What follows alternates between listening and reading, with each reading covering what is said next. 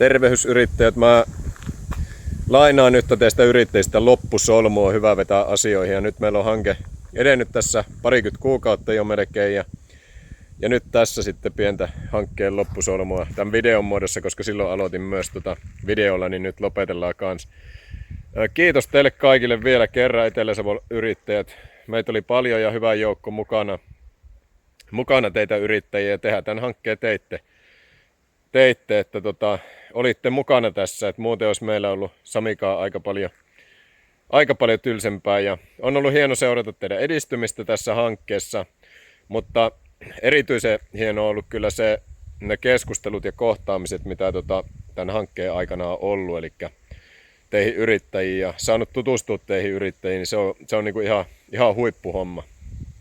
Ja siihen mä kyllä kannustan teitä muutenkin tässä nyt yrittäjiä jatkossa, että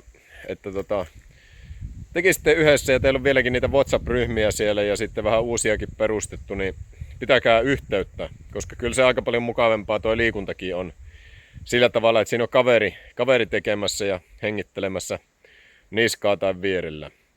Ja myös paikkakunnilla niin näitä ryhmiä nyt kun teillä on muodostunut ja kontakteita ehkä enemmän tämän hankkeen tiimoilta toivon mukaan myös, ja vaikka ei oiskaan, niin pitäkää yhteyttä ihmeessä. Että se on aika iso asia tämä yhteisö, mitä meillä ympärillä on, ja myös antaa voimavaroja, niin se semmoisena isona asiana. Ne on ollut mulle kaikkein hienoimpia juttuja tässä hankkeessa, vaikka tässä on ollut tosi paljon hienoja juttuja muutenkin. Sitten JP, Veera, Anni, Merja, Jenni.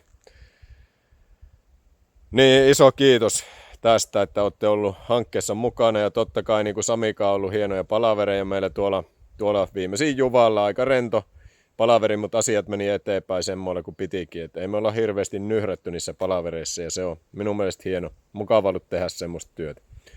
Mutta olkoon tämä nyt tässä ja toivottavasti nähdään teitä kaikkia. Pitäkää lippu korkealla. Moi moi!